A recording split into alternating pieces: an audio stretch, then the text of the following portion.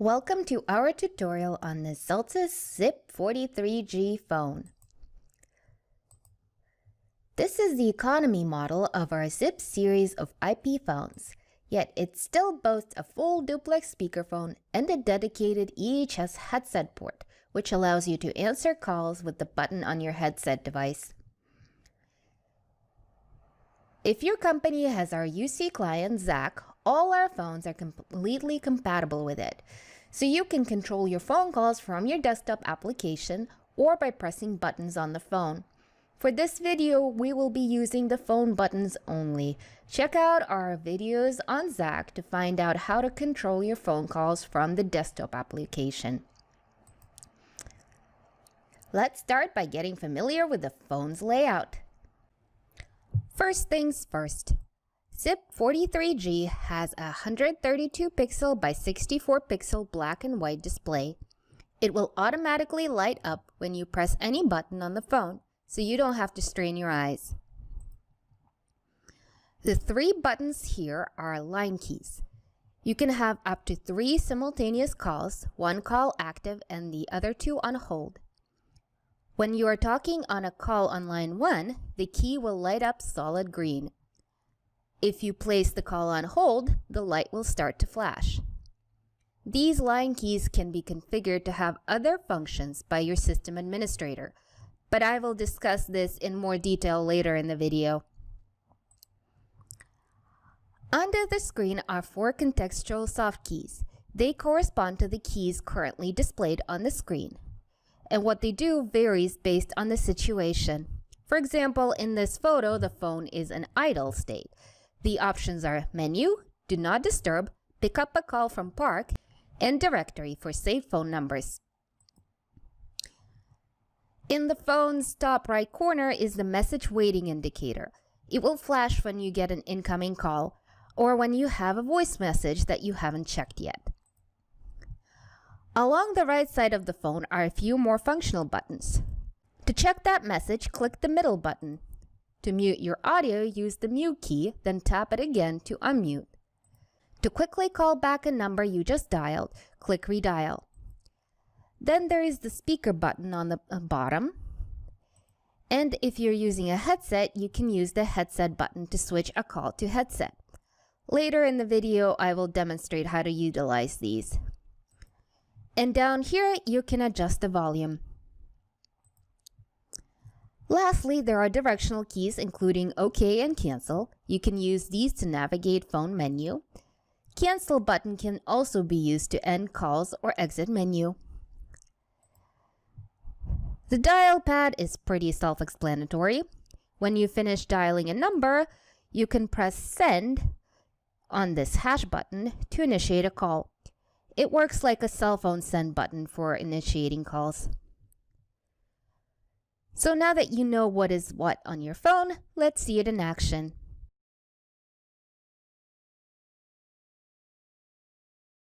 Let's answer a call. I can either pick up the receiver or I can click the speaker key to immediately answer a call on speaker. If you have a headset connected, you can answer the call with your headset by clicking the headset button. Of course, you can also click the button on the headset itself. To make an outbound call, dial the number, then pick up the receiver. Or you can click the send key. This way, the call will immediately ring on speaker. Clicking on the speaker key will have the same effect. And again, if you have a headset, click on the headset button to hear the call's audio right in your headset. To end the call, either hang up the receiver, or if you're using the speaker, you can just tap the speaker button again. Now let's say I missed a call. Notice that the message waiting indicator is flashing to show that I have a new voice message, and the display has a note about a missed call. Textual key is now View. I can click on it to see the caller ID for the call I missed. Alternatively, I can view my recent call history by clicking on the Up key of the directional pad. Use the directional keys to navigate this menu. I can click Send right on the screen to call this person back. To listen to the voice message, click on this button here. You will need to provide your voicemail password. Your first time accessing the voicemail box, you will be prompted to set up a password and record your name and greeting. This is a very straightforward process. Just follow the instructions and it will only take a few minutes. Let's see what other options you have while on an active call. First of all, I can place the call on hold. Notice how the line for held call flashes. Tap the resume key to go back to the call. I can park a call. After I do this, I will see that the call was parked on slot 01. If I want to pick up a call, I press this soft key and type 01, then send. Super easy, right? Just make sure to note the number of the park slot when you tell your coworkers to pick up a parked call. You can transfer calls to your coworkers or to numbers outside your organization. There are several ways to transfer the call. Which way you use depends on whether you want to transfer the call immediately, whether you want to check if the number you are transferring to is valid first, or you may want to talk with the other person before you complete the transfer. For example, I'm on a call with a customer who is having some technical trouble. I can transfer him to our support line directly. That's where all the customers with technical issues should call, right? I click the trans key here, type the extension of our support line, and tap B transfer. That's B for blind transfer, by the way. Now that was easy, but I never deal with our support staff, and it's a completely different department. I'm not sure what their hours of operation are. I don't want to transfer my caller and have their call end up in the support voicemail. I'll do a semi-attended transfer. I click the trans key. By the way, when I initiate a transfer, the call is placed on hold automatically, so no need to make awkward small talk while I dial the right extension. I'll then press send.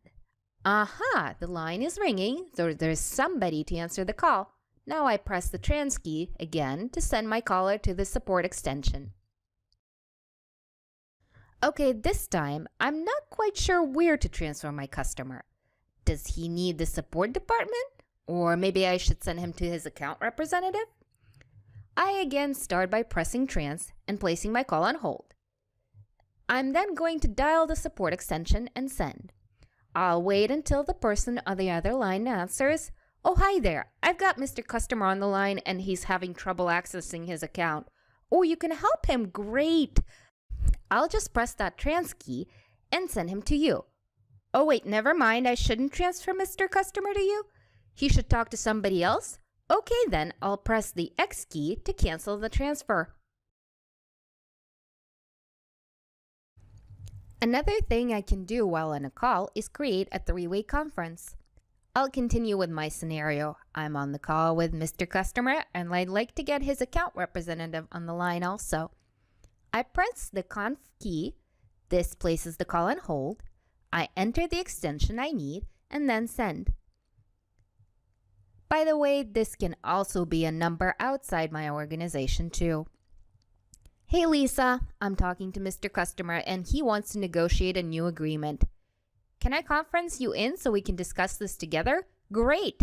Let me just press the conf key again and now all three of us are talking together.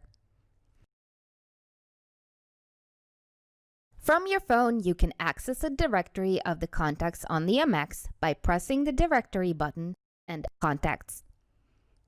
From here, you can initiate a call directly to the contact, which is nice if you can't remember the person's extension number. Another useful capability available from your phone is call forwarding. For example, if you're going on vacation and want all your phone calls forwarded to a coworker while you're gone, press Menu and find Features, then Call Forward. You can forward all incoming calls with Always, forward calls only when you're busy with another call, or forward calls that you don't answer. We will do Always. I'll enter the extension of my coworker and save. When I get back from vacation, all I need to do is go back to this menu and disable call forwarding. One cool thing about using Zelta's phone system is the ability to assign customized functionality to buttons on the phone.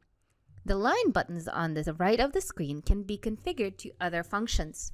Line 1 has to be line 1, and it's strongly advised to keep line 2 as line 2. Otherwise, you won't be able to handle more than one call at the same time, including initiating a three-way conference. But if your phone doesn't usually get more than 2 simultaneous calls, the third line key can be fairly safely reprogrammed as another button. If you feel you need more custom buttons on the phone, we recommend upgrading to another phone model, like 45G, which can support more custom buttons. What kind of features can you program? There are many different options, from a dedicated speed dial to initiating call recording. Check out our video on custom buttons for Zip phones on Zoltas.com. And that's the end of this video. Thank you for watching.